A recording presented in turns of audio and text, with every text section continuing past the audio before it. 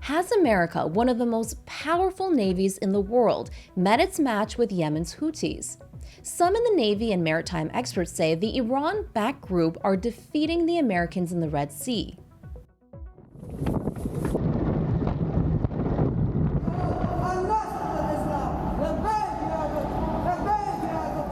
All of this happening in a critical global trade route, becoming a geopolitical, economic, and maritime security issue involving the West and Iran.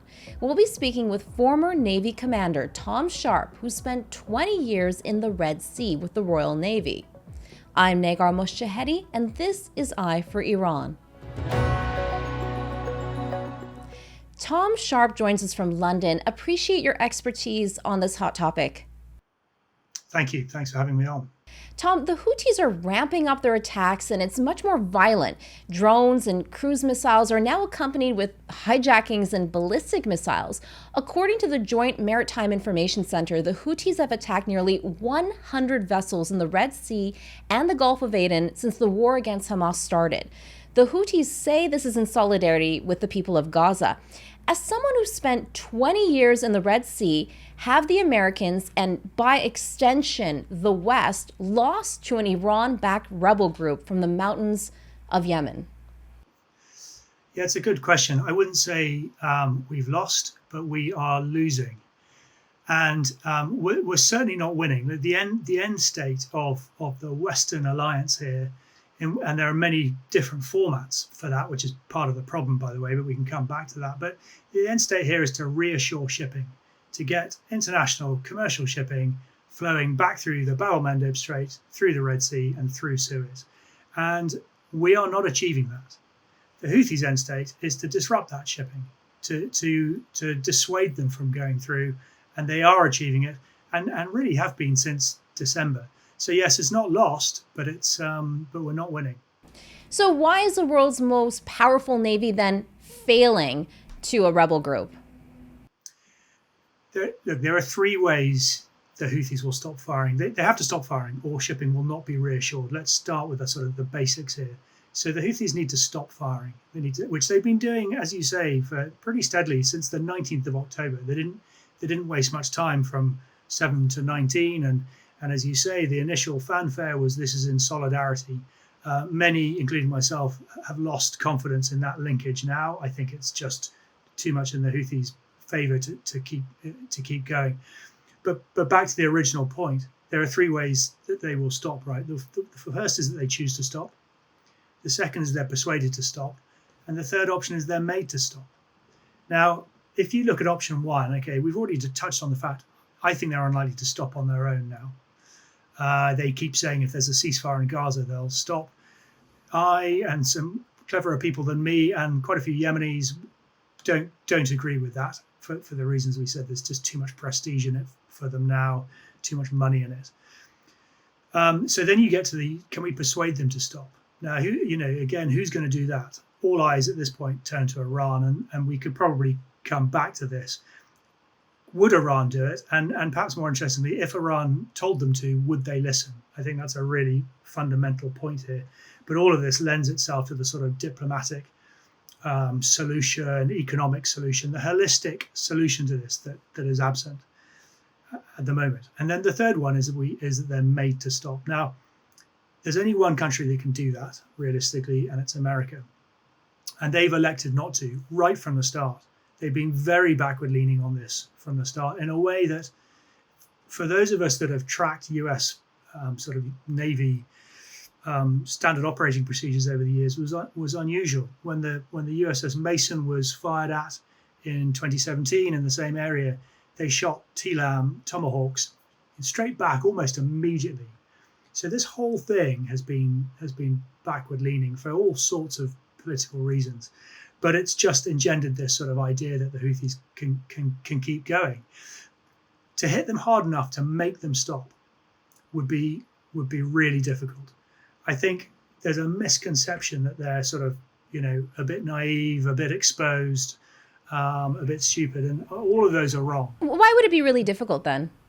Because they've learned so much from Iran in terms of mass, maneuverability, agility and concealment. I mean, sorry, that sounded like a sort of buzzword bingo list of things, but let's stick with agility and concealment, right? Well, these are the two sort of bedrocks of the Iranian policy in the Gulf. They can move this stuff around on mobile launchers, and they can hide them.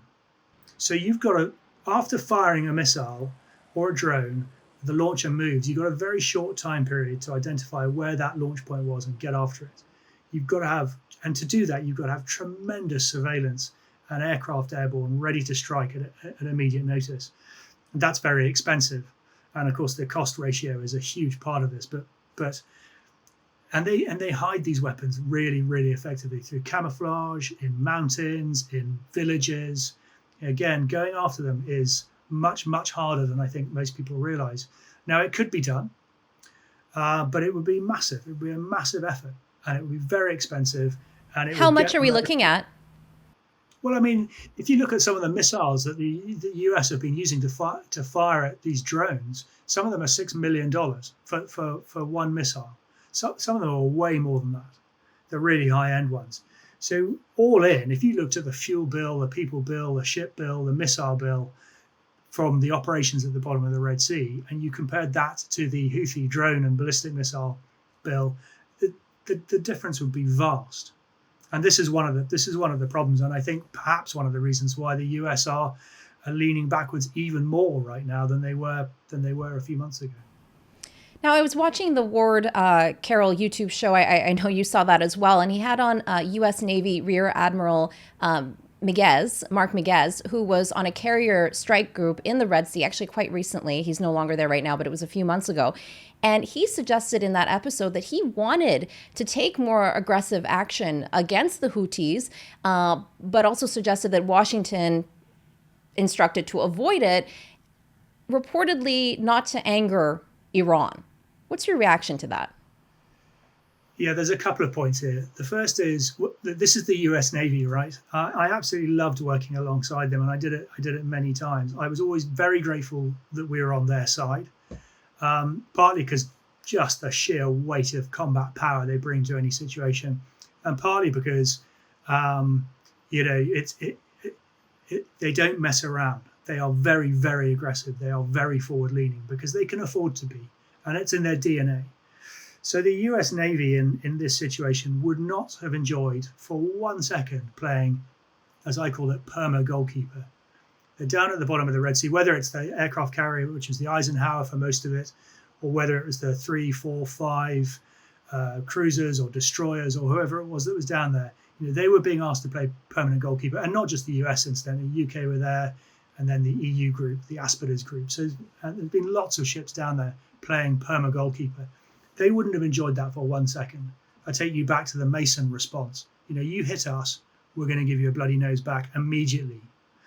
And I think back in November, December time, that's what I was expecting. That's what commentators were expecting. Okay, this has happened once too often now.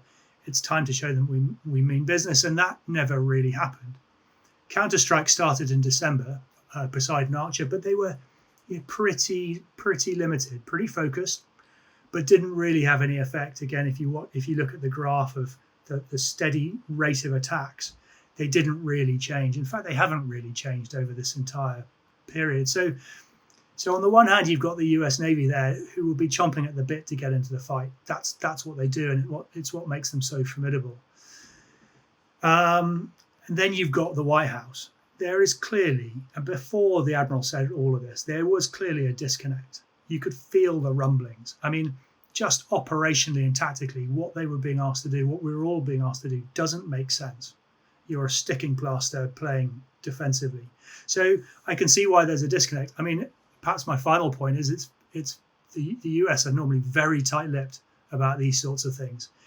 So for this to have leaked out, or to have not leaked but emerged in the way it did, that's unusual, and I think indicative of the level of disconnect between what the Navy wants through Bahrain and what the White House are telling them through CENTCOM in Florida. Is the White House or is Washington fearful of Iran's response? Why are they taking Iran into such huge consideration here? I don't know the answer to that. I mean, Yes, I think they will be slightly fearful of the Iranian response. I've seen what that sort of weapon lineup looks like, and bearing in mind that the entire Iranian Orbat, as we would call it, the order of battle, was configured pretty much from the late 80s onwards. It was designed specifically to be hard to counter. They realised back then that they couldn't go toe to toe with the US or anyone else in terms of conventional ships and planes. So they've been diversifying and sort of blossoming these thousands of weapon systems ever since, and therefore made it, it would be very, very difficult to fight them in their back garden. So there is a sense of, if this really rapidly escalated, would we win? That's question one. Question two, if you go to the sort of sorry to interrupt, but would they? I mean, when I look at the U.S. Navy and I think of Iran, I think of the Americans as being much more powerful. Yeah, the sums are not that clear. And one of the problems is if you hit them and they hit you back, you very quickly escalate, and then what happens is you run out of weapons. We've seen from Ukraine how fast these stockpiles are expended. You quickly run out of Patriot missiles because the Iranians, just to use one example, the Iranians have got thousands of theater ballistic missiles just lined up on these mobile launchers. Really? I didn't know that much, eh? Thousands of fast attack craft, thousands of mine-laying vessels. It's really a kind of panoply. Now, how good are they? Okay, we can come back to that. But there's thousands of them. And if they start popping them off, you run out of Patriots. Again, let's just use that as one example. Then you've got a problem. Your bluff has been called. You've now got to go away and reconfigure. Now, at this point, you're sort of bringing everything together, right? You're now going back. You're now at war. But that length of time that it takes to reconfigure and re-go is quite long. And is the population going to support you through that period when you've potentially lost hundreds or thousands of service people in the initial scurry? So we can issue a beatdown as an expression I heard a lot in military planning circles from the US. It's a sort of, we've got this. Gulf War One, we will dominate. I would issue a slight note of caution on that when it comes to fighting Iran in their own backyard.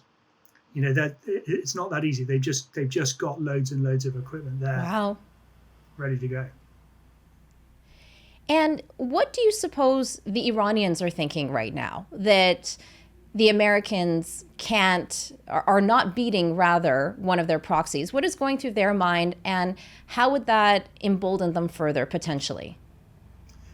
Yes, I mean, I suppose we need to just be clear on the distinction between the Iranian regime and the Iranian people. Thank you. Yes. The Iranian regime. Look, I think Iran, Russia, and China will all three will be looking at this and going, okay, with extreme interest, because there are some anomalies here. I mean, again, back to the fact that the US-led task group Prosperity Guardian, which formed up in December, with the French and a few other countries, but the EU task group splintered almost immediately, and splintered is the right word. We effectively ended up with two groups in the same patch of ocean, trying to do the same thing, but with different chains of command. Now, from a tactical perspective, that is nonsensical. In fact, it's dangerous, because you're now not singing from the same hymn sheet. Literally, you're not using the same air picture. And we saw early on a German ship shoot at an American drone. That's what happens if your pictures aren't completely aligned in a very fast-moving air threat environment. So from an outsider's perspective looking in, the fact that we as a sort of NATO group couldn't cohere for political reasons a response to this threat will be of extreme interest to Iran and Russia and China. And then, as I say, the cost differential. I mean, the fact that we're putting so much money into this, all our navies are stretched really, really thin right now. Russia will be looking at the resources we're having to put in, and don't forget, it's not just one ship. One ship on station actually equals 3 ships that are required to maintain that task around the clock. So they'll do the maths and go, these guys are going to run out of ships, and we're doing that with the militia in Western Yemen. So yeah, it's really bad, and I think that's why perhaps, and I'm not sort of suggesting war here. I'm not a warmonger by any stretch of the imagination. It's one of these things. The closer you get to it, the less you want to do it. But a more proactive response in the very early days of this, I think, we would now have seen things calm down by now. So, as someone who spent 20 years in the Red Sea, what are you feeling right now? Are you worried by what you're seeing? Are you baffled? How would you describe it? Yeah, I don't know how we get out of this. I don't know how we get out of the situation we're in. All the shipping companies are saying the same thing. They're all projecting 6-9 months on, going, yeah, we're going around the Cape of Good Hope, and they forecast these things with a high degree of precision. It's their job, and they analyze these movements very, very, very closely. And none of them are saying MSC is starting to talk about perhaps going through with military escorts, and they're the biggest. But we'll see. I mean, I think the bottom line is, unless something changes, we could be locked into this for months, if not years. And it is important to note that shipping companies do want to go back through Suez. The canal was built for a reason, because it's more efficient. So they're making good money now going the long way around, but ultimately it's going to cause them harm in the long term. So they want to go through. So something has to change, or we're stuck in this position forever. And like I say, the only thing we really have the ability to change is that sort of option between persuading them to stop, or getting someone to persuade them to stop, and making them to stop. I mean, that's from a military perspective, right? The other levers, economic levers and diplomatic levers, going after their finances, interdicting their weapons, putting pressure on those that are importing. There are many other levers here that were used very effectively during the piracy years that we're not seeing yet. We're just still seeing warships playing defender. Wow, that is very concerning. And you mentioned that this could go on potentially for years and years and years. What are the implications then, geopolitically speaking, economically speaking, and even environmentally? Yeah, the environment's an interesting one for two reasons. I mean, so firstly, all the ships are going around Cape of Good Hope, as I've said, and that's a 10-day extra passage. So that's a lot more emissions. If you stack that up over the thousands a year that are making this extra journey, there's a lot more emissions in much worse weather. So the engines are degrading faster because they're being used for longer hours. None of these are immediate problems. These are all 2-year, 4-year, 5, 10-year problems, but they're there. And from a safety perspective, it's less safe going around the Cape than it is going through Suez. So there's a safety implication to this. So I don't know how long it can go on for. I don't think it'll go on for 5 or 10 years. I mean, I think eventually something will change that shifts the dynamic. I just, at the moment, I can't see what that is. Do you think the election in the United States would make a difference? Are we seeing potentially a risk aversion strategy from the Democrats versus the Republicans taking on maximum pressure? Or in theory, at least, taking on maximum pressure? Would that make a difference? I'm not sure that it would. I think there's such a vast swathe of young voting Americans now who are fed up with fighting other people's wars, fed up with being the world's policeman, fed up with the $1 trillion that the war on terror cost in Afghanistan. They don't want it. They're not interested in it, which for me is a problem. Now, of course, I grew up, sort of under the NATO umbrella and was very much aware of the fact that whilst we were living under that US provision, I was very grateful for it. Take that away, destabilize NATO in any way, and in my view, the world becomes much less safe immediately. But I can see why the US are getting a little bit fed up. I mean, particularly in the case of the Bab el-Mandeb Strait and the Red Sea. India, China, EU, Japan, all the trade that they are dependent on far exceeds that going to the US by an order of magnitude of factor of 10. So they must be looking at the Chinese and India and going, well, come on then. what are you going to do? I mean, there are Chinese warships there. There's 3 Chinese destroyers there on station there the whole time, who so far have done nothing. Now the Indians have been very proactive further east for obvious reasons. They've done sterling work, helping out with maydays and helping out with ships that have been struck further to the east. So the Indians are in, which is good, and rightly so, because it's a lot of their stuff is going, a lot of their trade is going through there. But the Greeks, for example, they've had one ship there, where I can absolutely see why the US are going, come on, everyone, where are you? Now, would that get better or worse after the election? I guess that depends pretty much on who gets elected. And that could go aggressively one way or the other, as you say. And you mentioned the Americans saying that this is, we don't want to take part in somebody else's war. But given how connected we are and how powerful the United States is on the world stage, is this somebody else's war? Or is this not a war for the West in general? Right. You and I understand that. But I'm always slightly sort of, I suppose, dismayed by particularly the comments I get in response to my articles in the paper. How few people understand that. I would say 30% of the comments in response to my articles on the Royal Navy doing anything else in the world, 30% of the comments say, why are they not in the English Channel stopping migrants? So, for 30% of the responders to my articles, sort of foreign policy stops at the English Channel, right? So trying to convince people that this is an arterial system where everything's connected and everybody depends on it. And if it stops, if the 90% of everything in the UK arrives by sea, whether that's commodities or energy or information, 90%. If you stop that, we're in real trouble. And trying to convince people that therefore the 17% or 16% that goes through the Bab el-Mandeb in the Red Sea is important to us is a real uphill struggle. And I don't want to speak on behalf of the American voters, but you see these discourses where it's clear there's the same problem. They want to fix the locality first, and that is something that's just someone else's problem, not theirs. And speaking of that connection that you mentioned, what is the presence like right now of the Americans in the Pacific, given what's happening in the Middle East?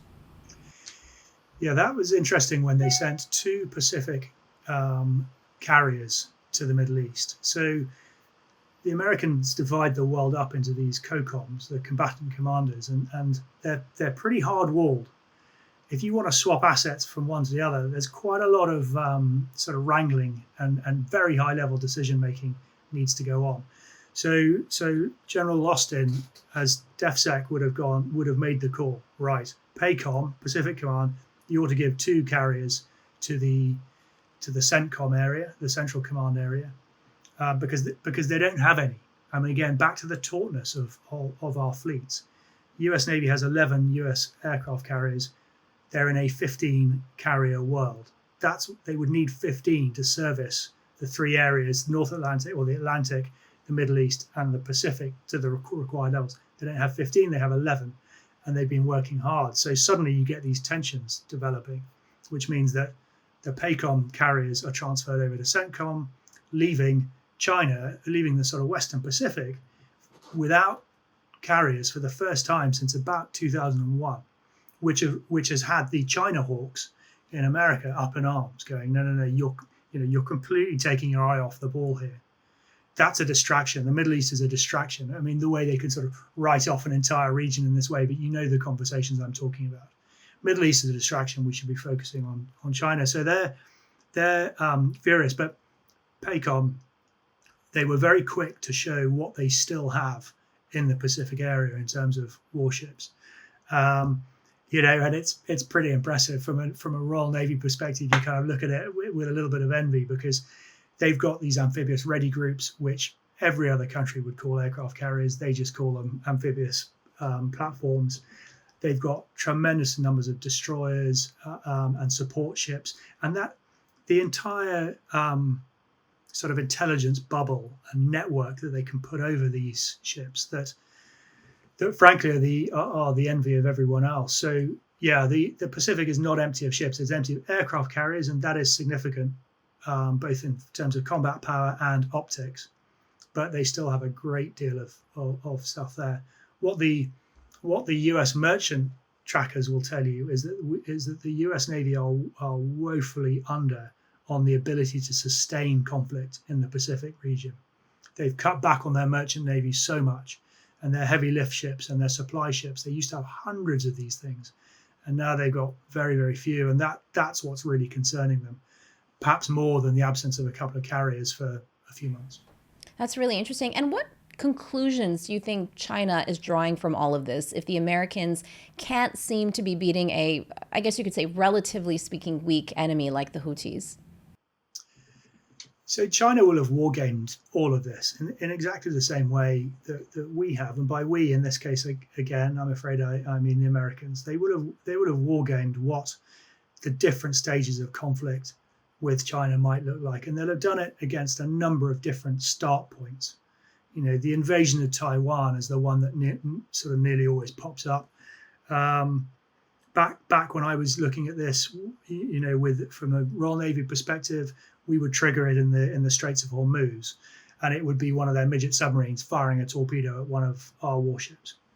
Now you're at war, and now you start the war game, and you have groups of very clever people playing the good guys and the bad guys, and they run to a script to an extent, and they play these moves against each other, and then after each move, the decisions fed into the war game computer, and that analyzes how many ships and aircraft and people you've effectively or potentially lost in that thing. So that, you know, the US plan very, very well, and they'll have done this, as will the Chinese, to a degree of granularity on these different scenarios, starting from, you know, low-level insertions to a mid-level to hard and fast, is what we used to call it, you know, all in.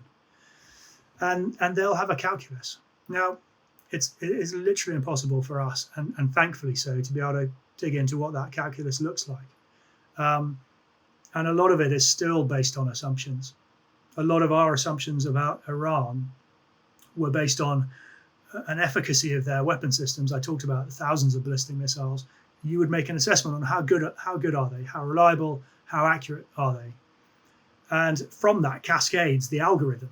But if you get that initial assessment wrong, and it looks, certainly if the Houthi missiles are anything to go by, that these missiles are variable at best, then your entire calculus, your entire planning calculus at the end of all this fancy wargaming can be out. Now, that's a very long way of saying I don't know what the answer is, and I don't know who has the upper hand when this happens, because there are just far too many ways of answering that. There are far too many variables and far too many situations. But if there's any assurance to be had from this, it's that the US are really very, very good at mapping this stuff out and reacting accordingly. You know, those two carriers wouldn't have left PACOM if someone hadn't done the maths on it and said, yeah, this is okay. Now, do you know, what did the Houthis possess, and how are they getting it from Iran? How is it getting there? That's a really interesting question. And do you know what? One that I've never had a brilliant answer to. I mean, clearly there's a lot arriving by boat. In fact, even if we track back a little bit further, I think everyone... Sorry, how are they allowed to arrive by boat? How are... Yeah, well, the ocean's a big place, right? And these are small boats, and there are thousands of them. There are literally thousands of them. If you go to the Bab el-Mandeb, it's like Piccadilly Circus. It's just carnage with ships crossing backwards and forwards, little wooden things, right? That's all it needs. So you can get in by sea, and Yemen has a long coastline with lots of very small ports. There's a suggestion even that some of them are coming in next door in Oman and coming across the border. I mean, that's contentious, and I have no evidence to back that up. The point is, intelligence agencies were surprised by how many weapons the Houthis had. I think that estimate, back to my wargaming assumptions, you can get these assumptions wrong. I think there was an underestimate of that. There's generally an overestimation about how easy it is to interdict these things. It's not. It's really hard. There are so many ways of doing it that are very hard to detect. Again, unless you saturate the place with surveillance, now you're talking about a vast effort, and we get back to money and resources again. But it's got to the point now where I think actually the Houthis have learned so much. They're quite happy building their own. They've reverse engineered, with Iran's permission. So they've got elements of Russian kit, and Iran, of course, is now potentially exporting to Russia. So this has gone full circle, and it's potentially the Houthis are now so proficient at building these weapon systems that they might be becoming exporters as well. Really? Yeah, exporters. It's possible. They've become so good at it. Exporting to who? Well, back to Iran. Back to Iran, eh? Oh, okay. Yeah. This is just one cycle, and everyone's trying to make the most of their resources.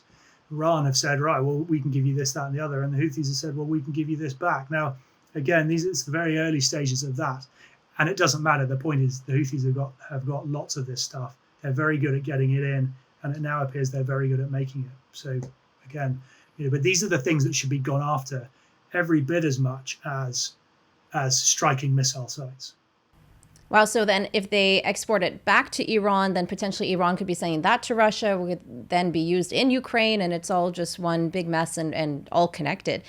I just wanted to conclude with this question. Is the Iranian regime winning in this case? Against the Iranian people. No, against the Americans when it comes to this battle in the Red Sea with the Houthis. Are they winning at this war? Yeah. Yes, they are. They're achieving their end states, all of them, and we're achieving none of ours. So wow. Yeah, that's pretty straightforward. And meanwhile, we're spending millions and millions of dollars on not winning. So yeah, it's a real problem. And as I said, hard to know right now in September how it resolves itself. What needs to be done then? Clearly, this strategy is not working, and as you said, it's not easy to overcome. But what are the first steps? Well, there has to be a much more holistic solution to this. There has to be like an all-party approach to fixing this problem, like there was with piracy. Piracy was never fixed at sea.